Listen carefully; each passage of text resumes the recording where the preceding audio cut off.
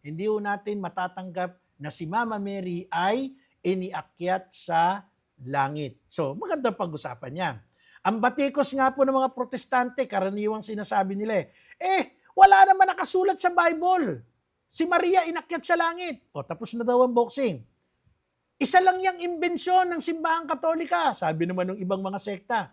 Ang assumption ay idiniklara lamang noong 1950 kaya hindi ito consider na apostolic teaching. Yan naman ang mga tirada, no? Iba-iba. Iba-ibang simbahan, iba-ibang sekta, iba-ibang kulto. Galit lahat kay Mama Mary. Ba't ko ginagamit yung term na galit? Kasi kung di ka naman galit kay Mama Mary, hindi ka basher.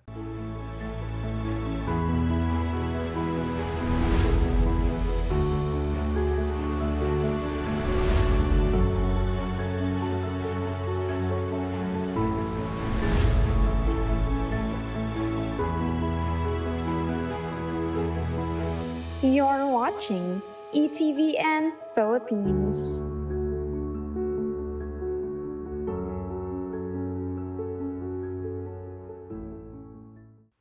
Purihin ang Panginoon. Ako po si Brother Marcos, si Evangelista. Patuloy pong nag-aanyaya sa inyo tungkol po sa pagpapaliwanag ng ating pananampalataya at kasama na po ang pagtatanggol dito po sa ating programang Defend the Faith ng Emmanuel TV Network, ETBN channel. So mga ginigiliw kong taga-subaybay, alam mo ninyo, very excited ako kapag ang pinag-usapan natin ay tungkol kay Mama Mary. Kasi si Mama Mary from the very start, kahit sa Bible, no, makikita natin yung kanyang special role. Doon po sa pagdidigma ng ahas, alam niyo ba kung sino yung ahas? Yun si Satanas. Nasa Revelation yun chapter 12. Ang pangalan ng matandang ahas ay Satanas, Diablo, na dumaya sa sanlibutan. Now, bakit ako excited? Kasi unang-una sa lahat, yung pag-usapan natin ang dignity ni Mama Mary, ang pinag-uusapan natin dito si Jesus. Hindi po si Mama Mary ang bida dito. Si Mama Mary ay tumanggap ng grasya dahil kay Jesus. Hindi ho si Mama Mary sa ganang kanya ang ating pinararangalan. Pinararangalan natin si Mama Mary, pero yan po ay reflection sa pagpaparangal sa kanya ng Diyos. Bakit ba kayo mga Katoliko, gustong-gusto nyo si Maria? Para bang pag walang Maria ay hindi kayo kumpleto? Abay, dapat lang. Kasi sa plano ng Diyos, nang maging tao ang bugtong na anak ng Ama, hindi naman yan hindi yan sumingaw sa kawayan.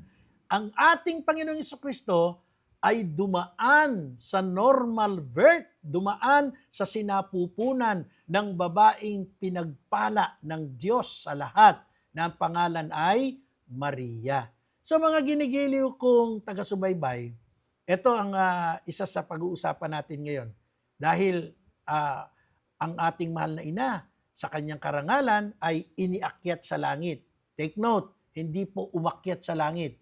Yung umakyat sa langit, ang tawag po dyan, yung ating Panginoong Jesucristo yon, umakyat sa langit. Ascension. Si Mama Mary, assumption. Hindi umakyat, inakyat sa langit. No? Iniakyat sa langit. Kaya magkaiba yon. Yung mga ibang sekta kasi, pagka may narinig lang, banat agad. No? Hindi pinag-aaralan. Ngayon, dahil po ang ating pag-uusapan ay tungkol sa assumption, iniakyat si Mama Mary sa langit, dahil wala pong taasang talata sa Biblia, minado tayo dyan, na nagsasabing si Mama Mary ay iniakyat sa langit, mahalagang ipakita po natin sa paksa natin ngayon ang doktrina ng assumption of the Blessed Virgin Mary ay nakabatay po sa banal na kasulatan at apostolikong tradisyon at ito po sa authority ng simbahan. Hindi po sola scriptura. Ano yung sola scriptura, Brother Marco? Hindi po Bible alone. Pag gumamit tayo ng method, Bible alone, yung mga born again, Bible alone, hindi ho natin matutunto ng katotohanan. Hindi ho natin matatanggap na si Mama Mary ay iniakyat sa langit. So, magandang pag-usapan yan. Ang batikos nga po ng mga protestante, karaniwang sinasabi nila wala naman nakasulat sa Bible. Si Maria inakyat sa langit. O, tapos na daw ang boxing. Isa lang yung imbensyon ng simbahang Katolika, sabi naman ng ibang mga sekta. Ang assumption ay idiniklara lamang noong 1950, kaya hindi ito consider na apostolic teaching. Yan naman ang mga tirada. No? Iba-iba. Iba-ibang simbahan, iba-ibang sekta, iba-ibang kulto. Galit lahat kay Mama Mary. Ba't ko ginagamit yung term na galit? Kasi kung di ka naman galit kay Mama Mary, hindi ka basher. Di ba? Hindi ka basher. Ngayon, paano ang sagot natin dyan? Mga ginigiliw na kapatid, mga ginigiliw kong taga-subaybay. Ito po, tandaan natin ha. Hindi po lahat ng katotohanan ng pananampalataya ay umiikot. Nakasulat lang sa Bible. Pagka naniniwala kang nasa Bible lang, hindi po kumpleto ang isip mo pagdating sa kasulatan, pagdating sa pananampalataya. Bakit? Kung titingnan po natin yung Bible mismo, sa John chapter 21, verse 25, nakalagay po dun hindi lahat ng ginawa ni Jesus ay naisulat. Marami pang ginawa si Jesus, pero hindi lahat ng ginawa ni Jesus ay nakasulat. Di dun pa lang, tapos na. Sabi mo, Bible alone. Hindi nga uubra Kasi nga may mga ginawa si Jesus, hindi nga naisulat. Paano na yon? O tingnan pa natin sa ikalawang aklat ng Tesalonica, chapter 2, verse 15. Anong sabi diyan? Panghawakan mo ang mga tradisyong itinuro namin sa inyo, maging sa salita o sa sulat. Take note. Ingatan daw yung tradisyon, maging sa salita, oral, at sa sulat, scripture. So dalawa agad yun. Dalawa po. Paano kung doon ka lang sa sinulat, wala yung oral? Disgrasya ka na. Hindi ka na sumunod doon sa mismong pinaniniwalaan mong nakasulat. Di po ba? 2 Thessalonica chapter 2 verse 15 yon. Pag tiningnan natin ang 2 Timoteo chapter 2 verse 2, ang pananampalataya ay ipinasa sa pamamagitan ng pagtuturo. Kaya nga sabi ng Roma chapter 10 verse 17, ang pananampalataya ay makakamit sa pamamagitan ng pakikinig at makakapakinig lamang kung may nangangaral tungkol kay Jesus. Paano daw makakamit? Paano mapapalago ang pananampalataya? Pakikinig, hindi ho pagbabasa. Hindi ho pagbabasa. Yun po ang mga klarong batayan sa Bible na yung aral ng mga born again, ng mga ibang sekta, ng mga ibang simbahan, Bible lang. Mali po. Wala pong pundasyon ng katotohanan yan. Yan po yung sarili lang. Trip lang nila yan. Yan lang ang gusto ng mga pastor nila. Yan lang ang gusto ng mga ministro nila. Ngayon, ano po ba ang tinuturo ng simbahang Katolika tungkol po sa assumption, sa dogma ng mahal na ina? Totoo naman, noong 1950, idiniklara po sa Munificentissimus Deus. Yan po yung pangalan ng title ng dogma ng ating assumption, Munificentissimus Deus. Ang sabi po ng simbahan, ang kalinis-linisang Birheng Maria, matapos ang kanyang buhay sa lupa, ay iniakyat sa langit, sa kaluwalhatian ng langit, at kasama dito ang kanyang katawan at kaluluwa. Hindi po ito inimbento, mga ginigiliw kong taga-subaybay. Ang doktrinang ito ay hindi po inimbento. Formal lamang pong ipinahayag ng Santa Iglesia ang matagal ng pinaniniwalaan ng simbahan, ng kawan ng Diyos. Tandaan po natin. Sabi nga po, kung ating titingnan ng Catechism of the Catholic Church, number 966, kasunod pa po yung Catechism of the Catholic Church, number 974, nandyan ang katotohanan na ito po ay hindi inimbento. Now, puntahan natin ang Bible, in fairness dun sa mga ayaw talaga nila ng simbahan lang. May batayan po ba sa Biblia ang assumption? Number 1, si Maria po bilang bagong kaban ng tipan. Alam niyo po ba yon? That si Mama Mary is the new Ark of the Covenant. The new Ark of the Covenant.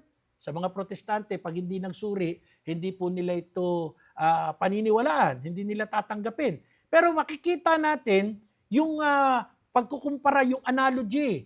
Doon po sa kaban ng tipan ng lumang tipan at sa kaban ng tipan, Ark of the Covenant sa bagong tipan.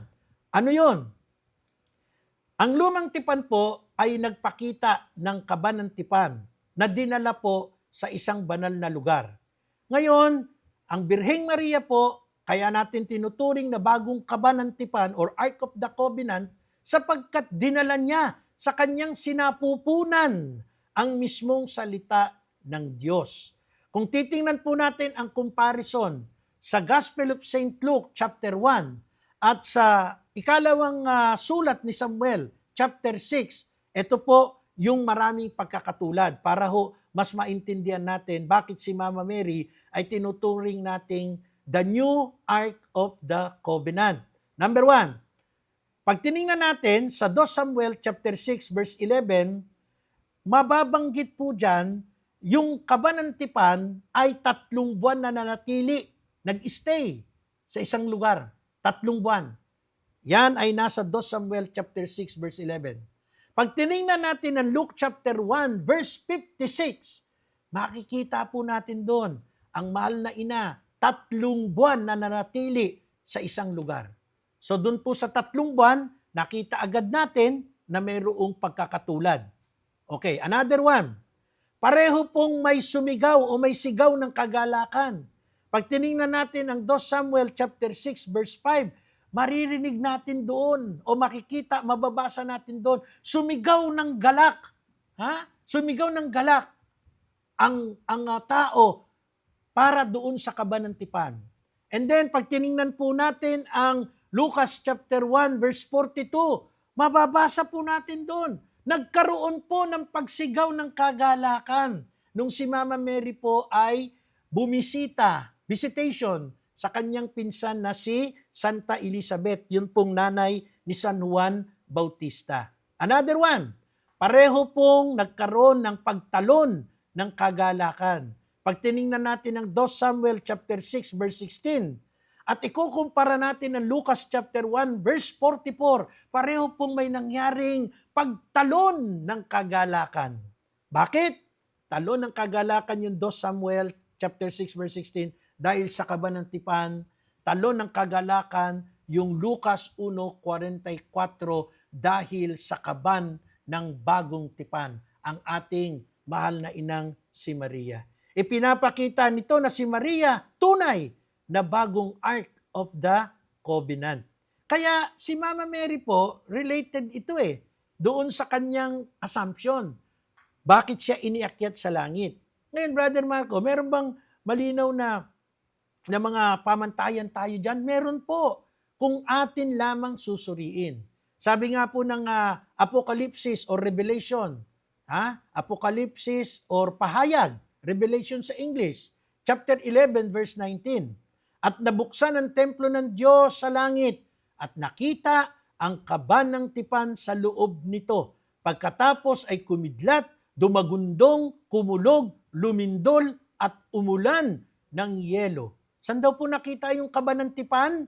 Doon po sa langit. Nakita, nabuksan, ando doon ang kaban ng tipan. Nakita ang kaban ng tipan sa langit. Apokalipsis or Pahayag, chapter 11, verse 19. Ngayon, kung titingnan po natin ang Revelation or Pahayag, chapter 12, verse 1, makikita po natin doon ang isang pagpapakita. Ang sabi po ng Bible, kasunod nito'y lumitaw sa langit ang isang kakaibang palatandaan. Isang babae na nararamtan ng araw, no? At siya po ay nakatungtong sa buwan at ang ulo niya'y may koronang binubuo ng 12 bituin. Dito po sa Apokalipsis chapter 12 verse 1, isang babaeng nararamtan ng araw ang nakita sa langit. Sino yon? Ang kaban, ang new Ark of the Covenant.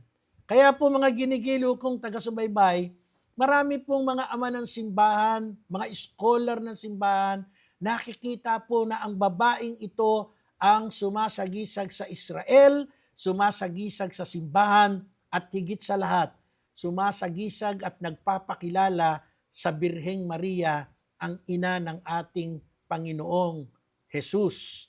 Kung ang bagong tipan ay nasa langit, makatwiran po makita natin na si Birheng Maria ay naroon sa tamang kaluwalhatian na ibinigay ng Diyos sa kanya bago pa man ang lahat, no?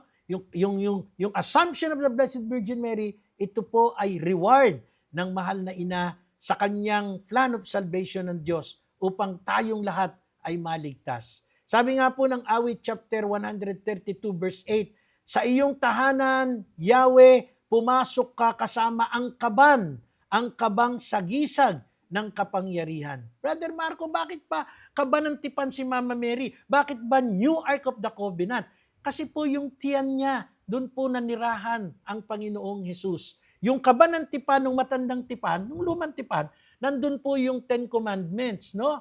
Na ibinigay ni Yahweh kay Moises. Kaya yung pagkakatulad nun, yung kabanantipan ay isang sisidlan, yung sinapupunan ng mahal na ina ay sisidlan. Sisidlan ng salita ng Diyos, yung matandang tipan, sisidlan ng salita ng Diyos mismo, yung sinapupunan ng ating mahal na inang Maria. Kaya po, si Mama Mary ay tinuturing at kinikilala nating bagong Eva. Kung si Kristo, ang bagong Adan, ay nagtagumpay laban sa kasalanan, ang bagong Eva, si Maria, ay kabahagi din po ng tagumpay na ito, dala ng kasalanan. Nagtagumpay si Jesus sa kasalanan at kasama sa tagumpay na yan ay ang karangalan para sa mahal na inang Maria. Sa huling bahagi ng Biblia, sa huling bahagi na ibibigay ko sa inyo galing sa Biblia, ang sabi po ng unang aklat ng Korinto chapter 15 verse 54, kapag ang nabubulok ay napalitan na ng di nabubulok at ang may kamatayan ay napalitan ng walang kamatayan, matutupad ang sinasabi ng kasulatan na lupig na ang kamatayan, lubos na ang tagumpay. Ang kamatayan po, nandun ang tagumpay, no? Yung kamatayan, nilunok na ng tagumpay. Ang assumption, ang pag-akyat kay Mama Mary sa langit, ito po ay bunga ng ganap na tagumpay ni Kristo. Muli, maraming salamat po sa inyong pagsubaybay dito sa ating YouTube channel. Patuloy niyo po itong i-share at i-like para po lumaganap tayo sa pagpapahayag ng ating Ministeryo ng Katotohanan. Ako po, si Brother Marco si Evangelista, na lagi pong nagsasabi at nagpapaalalang ang Diyos ay suma sa atin, Emmanuel.